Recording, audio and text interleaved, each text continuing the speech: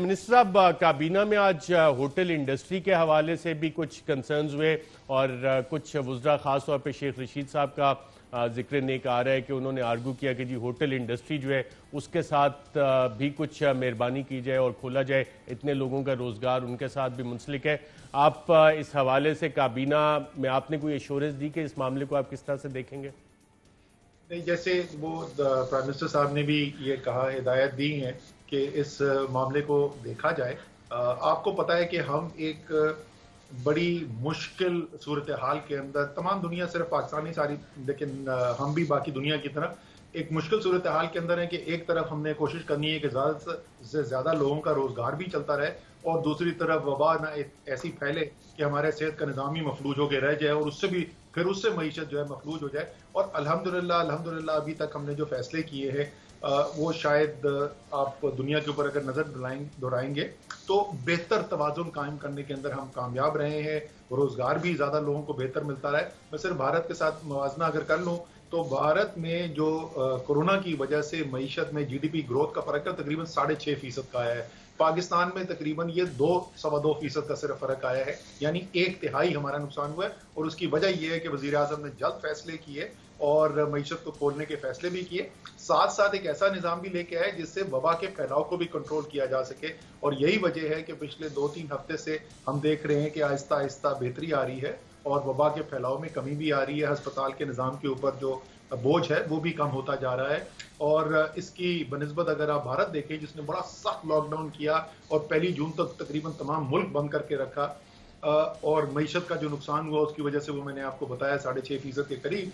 और आज सूरत हाल ये है कि वहाँ एक दिन में 25-25 हज़ार से ज़्यादा केस हो रहे हैं और 500-550 अमवात हो रही हैं रोजाना, यानी पाकिस्तान से तकरीबन 8 से 10 गुना ज़्यादा अमवात भी हो रही हैं।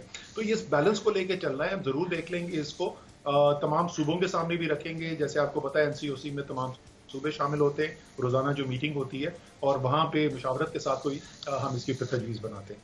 राइट, मिनिस्टर साहब, आपने इंडिया के साथ कंपैरिजन बताया और कहा कि जो स्ट्रेटजी वज़ीर आज़म ने परसू की, जिसको कि आप ओवरसी करते हैं, चेयर करते हैं एनसीओसी के फोरम पे बैठ के, उसने बड़ा इफेक्टिवली डिलीवर किया। एनसीओसी में बैठ के आपने ये सारे आइडियाज़ डिवाइस किए और वो प्राइम मिनिस्टर के हिदायत के मुताबिक ये फैसले हुए, या एनसीओसी जो इंफॉर्मेशन जनरेट कर रहा था उसकी बेसिस पे वजीर आजम ने फैसले किए? ये सिस्टम किस तरह से ऑपरेट हुआ और कौन सी मिसालें थी जिसको लेके आप स्मार्ट लॉकडाउन की तरफ आगे चले? देखिए, जो बुनियादी विजन था, जो मैंने बात आपको कही, पहले दिन से वजीर आजम ने ये कहा कि ये सूरत हाल अगर हमने इसको सही फैसले ना किए तो ऐसी पैदा हो सकती है कि शायद वबा से लोग कम अमवात हों और भूख से ज्यादा हों। और वो अब आप देख रहे हैं कि वर्ल्ड हेल्थ ऑर्गेनाइजेशन जैसा इदारा यही बात कर रहा है, जो वर्ल्ड फूड प्रोग्राम है वो अब यही बात कर रहे हैं। तो वो बुनियादी विजन जो था वो वजीर आजम का था। उसके बाद जिम्मेदारी जो थी कि रोजाना की बुनियाद के ऊपर माहिरीन के साथ बैठना, सूबों के साथ मुशावरत करना, जो वफाकी जितने तमाम इदारे हैं सब उनको साथ बैठाना और वो डेटा एनालाइज करके फिर उसके बुनियाद के ऊपर फैसले तजवीज़ करते रहे। वजीर आजम ने किसी पॉइंट पर भी ये नहीं कहा कि क्योंकि उनका सियासी मौक़िफ़ एक है तो जो भी साइंस कह रही हो या जो भी हकायक कह रहे हो, जिस तरीके से हमें डोनाल्ड ट्रंप को देखा फैसले करते हुए कि उन्होंने ना साइंस को देखा और डॉक्टर फौची जो उनके चीफ एडवाइजर थे वो उनकी भी नहीं सुनते थे।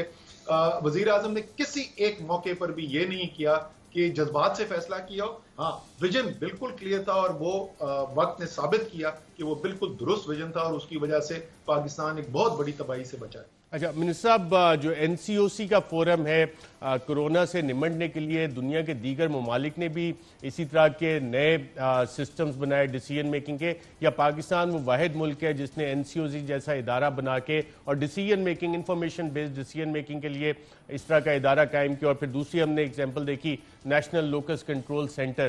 तो ये डिसीजन मेकिंग के हवाले से क्या ये पहले स्टेप्स हैं या दुनिया में और ममालिक ने भी इस तरह के स्टेप्स लिए हैं? देखिए, मैं ये को हतमी तौर पर तो नहीं कह सकता कि दुनिया में और किसी मुल्क में है या नहीं, लेकिन हमने ये देखा है कि ये मसाइल हमें बहुत सारे ममालिक के अंदर नजर आ रहे हैं। अमेरिका जैसे बड़े मुल्क के अंदर आपको नजर आ रहा है कि वहाँ पे स्टेट्स जो हैं, रियासतें जो हैं, वो कुछ और फैसले कर रहे हैं, वफाक कुछ और बात कर रहा है और कोऑर्डिनेशन हमें वहाँ पर होती हुई नजर नहीं आ रही। और कोई ऐसा एक सिंगल फोरम नहीं है। एक टीम है जो उनकी डोनाल्ड ट्रंप की एडमिनिस्ट्रेशन की टीम है, लेकिन हम देख रहे हैं कि उस टीम के अंदर कोई दूसरी रियासतों के जो नुमाइंदे हैं वो नहीं बैठे हुए। या किसी और सियासी जमात के वहां पे नुमाइंदे रिप्रेजेंटेटिव नहीं है। पाकिस्तान के इसी तरीके से भारत के अंदर कम से कम मुझे कोई ऐसी इसकी इक्विवेलेंट, इसकी मुताबिकत रखने वाली किसी बॉडी का नहीं पता।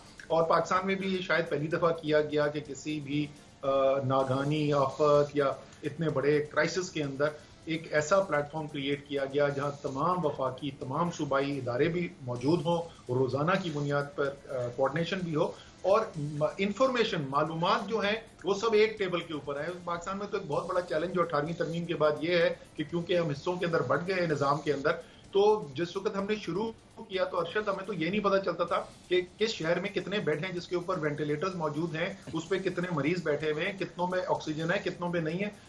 वो निज़ाम भी हमें बिल्कुल ज़मीन से स्टार्ट करके, स्क्रैच से स्टार्ट करके हमें वो निज़ाम बनाना पड़ा। और क्योंकि तमाम इदारे जो हैं, तमाम वफाक के इदारे, तमाम सूबे जो हैं वो एक मजबूत निज़ाम के साथ चले, तो हमने एक बहुत बड़ी उसके अंदर कामयाबी भी देखी है। और मेरे ख्याल में एक बहुत बड़ा एक ये सबक है जिसको हम इस्तेमाल कर सकते हैं आगे और बहुत सारे काम के लिए, जिसमें से एक जिस तरीके से आपने जिक्र किया नेशनल लोकस कंट्रोल सेंटर भी बना है। लेकिन ये मॉडल जो है उसमें एक बड़ी वाज़ेह चीज़ है कि अगर पाकिस्तानी जो है वो किसी चीज के ऊपर साथ मिलकर काम करें तो दुनिया का बड़े से बड़ा चैलेंज जो है ना वो पाकिस्तानी उसका मुकाबला कर लेते हैं। बिल्कुल, ये आपने बहुत अच्छी बात की। मैं इसी मॉडल पे और ये रेप्लिकेट कहाँ पे कैसे होने और कहाँ से इस मॉडल में एक स्टेप आगे जाके जो जुरिस्डिक्शन है, मिनिस्ट्रियल जुरिस्डिक्शन, वो किस तरह से ख़त्म हो रही है उस पर मैं थोड़ी देर में आता हूँ। लेकिन जो आपने NCOC के हवाले से बताया और फैसला साजी सिंध हुकूमत कह रही है, जो नंबर्स के आपने हवाले से बताया कि जी टेस्टिंग जो है उसके नंबर शायद कम हो गए, क्या इसमें कोई हकीकत है या कि वाकई पाकिस्तान में जो कोरोना वायरस का स्प्रेड है वो रुका है और जो स्मार्ट लॉकडाउन की स्ट्रेटजी है उसने इफेक्टिवली काम किया है?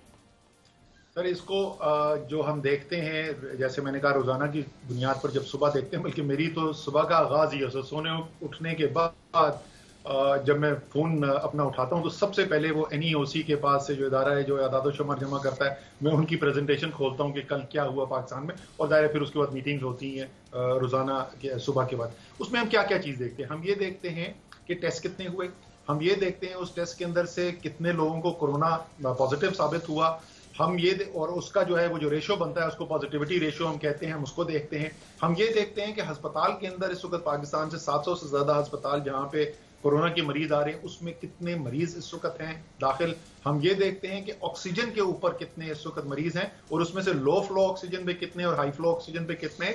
और हम ये देखते हैं कि वेंटिलेटर पे कितने मरीज हैं जो सबसे ज्यादा जो क्रिटिकल पेशेंट होते हैं। और उसके बाद हम ये देखते हैं कि अफसोसनाक जो सबसे बात के अमवात कितनी हुई है। तो हम किसी एक चीज पर इंतजार नहीं कर रहे। टेस्ट जो है वो पीक के ऊपर टेस्ट 31 साढ़े 31 हजार तक हम पहुंचे थे। कैपेसिटी हमारी 70,000 से ऊपर जा चुकी थी, फिर उसके बाद हमने बढ़ाना रोक दिया क्योंकि इनफ्लो लोगों का कम हो गया। जो कमी नजर आ रही है वो आपको इसलिए कमी नजर आ रही है, टेस्ट अब हो रहे हैं 21, 22, 23, 24 हजार, इस रेंज के अंदर टेस्ट हो रहे हैं। उसकी वजह क्या है कि टेस्ट की गाइडलाइन, और ये यूनिवर्सल गाइडलाइंस है, अमेरिका में भी यही गाइडलाइंस यूज होती हैं कि वो शख्स जिसको अलामात जाहिर हो रही हैं उसको टेस्ट किया जाए। हर शख्स को सड़क से पकड़ पकड़ के टेस्ट नहीं करना, क्योंकि वो लोग जिनमें अलामात जाहिर हो रही हैं उसके अंदर कमी आई है इसलिए। और ये वहां पर टेस्ट में ज्यादा कमी आपको नजर आ रही है जहां पे अलामात कम नजर आ रही हैं। लेकिन ये टेस्ट के एक नंबर है। पॉजिटिविटी रेशो जैसे मैंने आपको बताया वो पीक पे 23% पे चला गया था, कल वो 10% से कम था। 30 अप्रैल के बाद सबसे कम पॉजिटिविटी रेशो, यानी जितना पॉजिटिविटी रेशो कम हो उतनी अच्छी चीज होती है। 30 अप्रैल के बाद कल सबसे कम पॉजिटिविटी रेशो था, वो 10% से भी कम हो गया, 9.5% था। इसी तरीके से अस्पताल में जो मरीज हैं, अस्पताल में मरीज 8,500 तक तादाद पहुंच चुकी थी, कल उनकी तादाद तकरीबन 3,500 थी। हमारे ऑक्सीजन के ऊपर जो मरीज हैं लो फ्लो और हाई फ्लो मिला के वो 2,967 के करीब मरीज थे जून की 20 तारीख को। कल वो 1,800 से भी कम थे, तकरीबन 1,700 के करीब मरीज थे। तो वहां पे आपको कमी, वेंटिलेटर 550 से ज्यादा मरीज एक वक्त में हो चुके थे, कल तकरीबन 340 थे। आप अमवात जो है वो दिन में हम 150 तक पहुंचे थे, कल 50 अमवात हुई हैं। तो सिर्फ एक हम मेजर से नहीं ये कह रहे, तमाम जितने भी हम मेजर देखते हैं उन सब से हमें नजर आता है कि वबा के फैलाव में कमी हुई है। लेकिन मैं अरशद, मुझे सिर्फ 30-40 सेकंड और दे दें। ये इसलिए हो रहा है कि अवाम ने बेहतर अपनी हिफाजती तदाबीर के ऊपर अमल किया। जो इंतजामिया थी उन्होंने कार्रवाई की, बड़ी मौसर कार्रवाई की, और उसकी वजह से हमें ये बेहतरी नजर आ रही है। लेकिन पिछले 1-2 दिन से हमें ये भी खबरें मिल रही हैं और रिपोर्ट्स आ रही हैं कि लोगों ने हिफाजती तदाबीर पर अमल करना कम कर दिया है। कल हमने ये एनसीओसी की मीटिंग में सुबह ये एजेंडा रखा हुआ है, तमाम चीफ सेक्रेटरी से इसके ऊपर बातचीत होगी। और दूसरी चीज जो हमारे पास खबर आनी शुरू हो गई है कि जो मंडियां लगी हैं तो उसमें एसओपी को जो फॉलो करना था वो नहीं फॉलो किया जा रहा है। अगर हमने फौरी इकदाम देकर इसमें बेहतरी ना की तो ये जो वबा का फैलाव आपको कम होता हुआ नजर आया है, ये तमाम दुनिया के बाकी ममालिक का तजुर्बा ये भी है कि अगर आप एहतियाती करें तो फिर वो तेजी से बढ़ भी जाता है।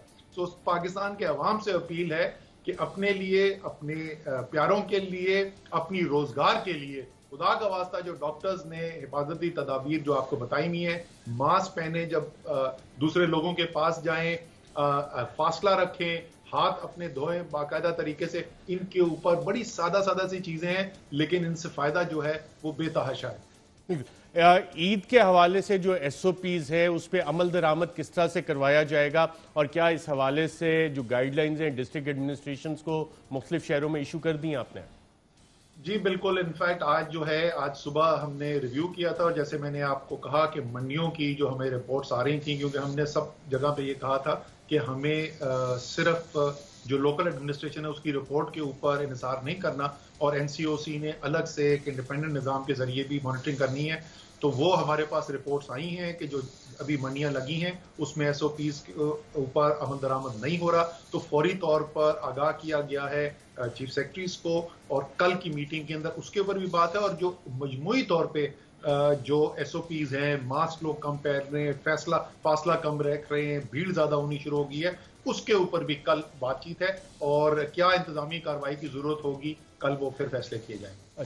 मिनिस्टर साहब, इस हवाले से जो प्राइवेट हॉस्पिटल्स हैं इस हवाले से भी एनसीओसी में कुछ फैसले हुए, क्योंकि कई दफ़ा ये आप तक भी कंप्लेंट्स आई होंगी कि प्राइवेट हॉस्पिटल्स बहुत ज़्यादा चार्ज कर रहे हैं, और ख़ास तौर पे कोरोना पेशेंट जो हैं, एक हमारे दोस्त हैं मीडिया इंडस्ट्री में उसामा शम्स साहब, उनके वालिद का इंतकाल हुआ, तो वो बता रहे थे कि 12 दिन का 27 लाख चार्ज किया, पीपीज़ का पर पेशेंट 35,000 ये प्राइवेट अस्पताल चार्ज कर रहे हैं। कोई एक आधी गोली वो कहते हैं जी बहुत ज़रूरी है, वो 70,000 की एक गोली मल्टी वाइटामिन की। इस तरह के ये कोई मैकेनिज्म है, एसओपीज हैं कि या एक तरफ ये आप इतना अच्छा सारा काम करें लेकिन जो प्राइवेट हेल्थ सेक्टर है उस पर जो मुनाफाखोरी हो रही है उस पर चेक किस तरह से किया जाए, ये किसकी रिस्पॉन्सिबिलिटी आएगा? लोकल डिस्ट्रिक्ट एडमिनिस्ट्रेशन किस कानून के तहत एक्ट कर सकते हैं?